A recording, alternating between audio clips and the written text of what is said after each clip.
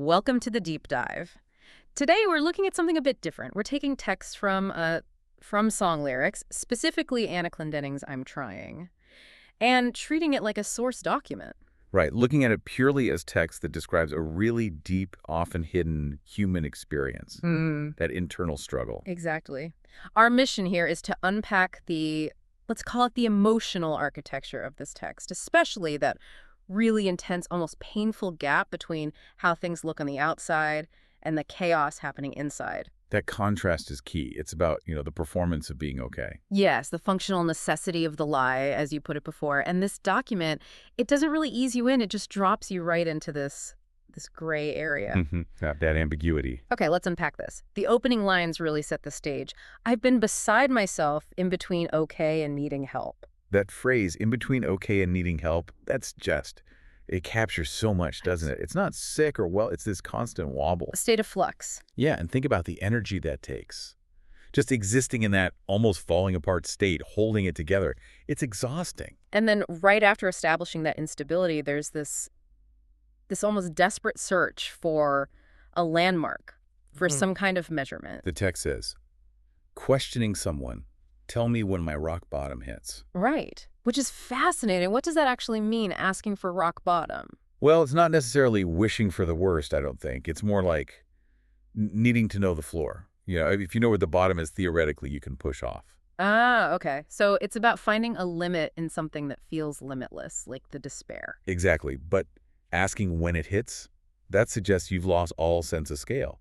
The suffering feels unbounded, immeasurable, which is terrifying. That makes sense. The pain is bad, but the not knowing when or if it ends, that's maybe even worse. You can't pace yourself for an infinite fall. Precisely.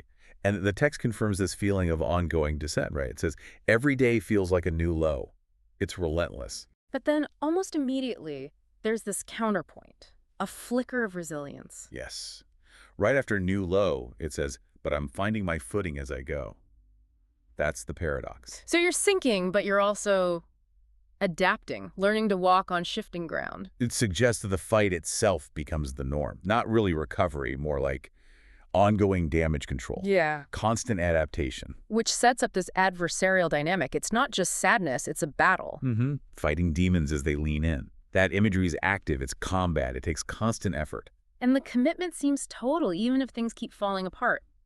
One day at a time, but I keep giving my all no matter how hard I fall. Giving my all. That phrase really stands out. It does, and that's where we need to go next, because the text makes it incredibly clear that this huge effort is completely invisible to everyone else. The fight is absolute, but it's happening behind closed doors, in silence. Yeah, let's shift to that. From the internal chaos to the coping mechanism, which seems to be total secrecy, this is where the real cost of giving my all starts to show. The text is explicit.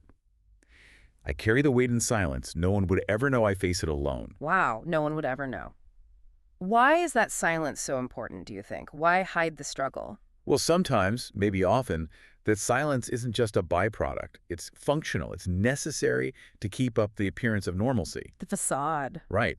And that facade might be what allows the person to keep functioning, keep fighting without, external interference or maybe judgment. But that function has a price, a kind of self-betrayal almost. If you're fighting so hard, why would telling someone risk everything? It's a huge risk. Admitting the vulnerability might feel like admitting defeat.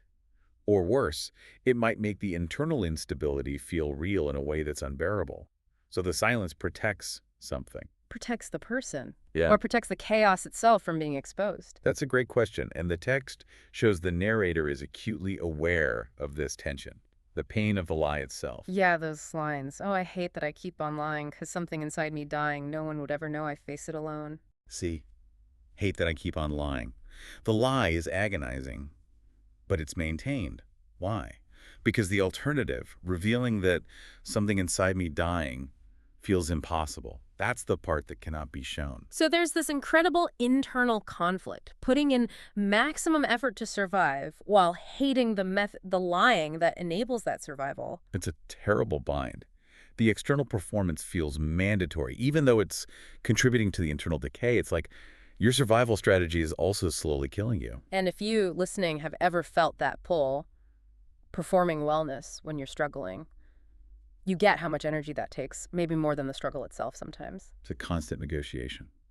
Trading honesty for persistence. But I want to push back a bit on giving my all. If the result is still this internal dying, is it really all or is it just unsustainable? That's the crucial question about sustainability, isn't it? Yeah. And the text does show the cracks appearing. It moves beyond the lie to the actual effects of the strain. You mean the lines about things falling apart? Exactly. Even while holding on to everything I can, the text admits pieces fall out of my hands. Yeah. It's like entropy. You can't hold a fragmented self together perfectly no matter how hard you try. Pieces are breaking off. Despite the effort, the structure is failing under the pressure of this hidden war. Absolutely.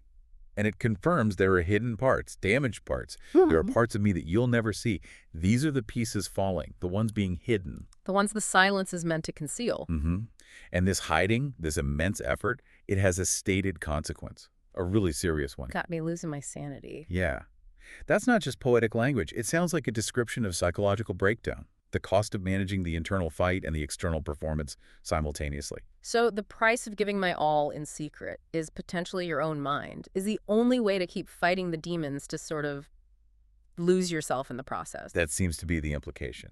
Which brings us right to the core paradox of this whole text. Which is? The simultaneous existence of total collapse and, like, sheer willpower, they exist at the same time. Ah, you mean the lines. I'm dying. I'm still fighting. I'm trying. Precisely. They're not sequential. It's not, I was dying, now I'm fighting, soon I'll be okay. It's all happening right now. Dying, fighting, trying, all at once. The collapse is happening, but the action is still persistence. Wow. It shifts the focus entirely away from winning or succeeding, doesn't it? It becomes purely about the effort itself. Which leads perfectly into the final kind of summarizing statement of the whole piece. Yeah, the acknowledgement of the sheer scale of this invisible effort. Despite everything, the weight, the lies, the dying, the commitment is stated one last time. God only knows I'm trying. That phrase, God only knows, it doesn't have to be taken literally, religiously. It speaks more to the utter invisibility of the effort to other humans. Meaning, the struggle is so private, so contradicted by the outward appearance, that maybe only a divine perspective could grasp its true extent. Something like that. It suggests the effort is real, it's monumental, even if nobody else sees it or understands it. The people being lied to certainly don't grasp the magnitude of the will involved. So the trying itself becomes the defining act, a private, almost sacred act of just persisting, even if the self doing the persisting is falling apart.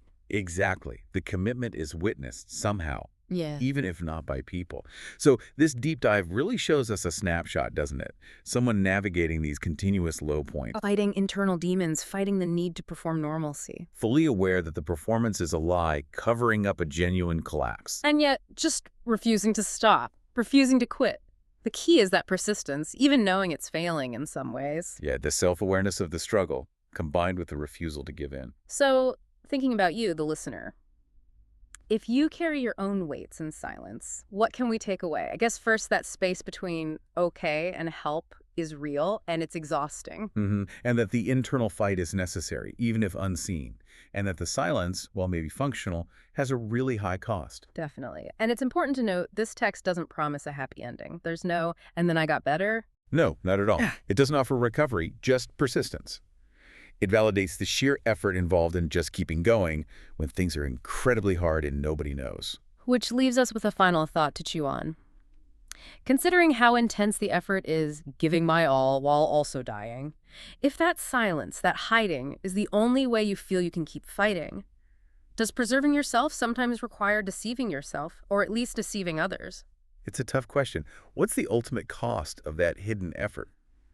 Something for you to think about.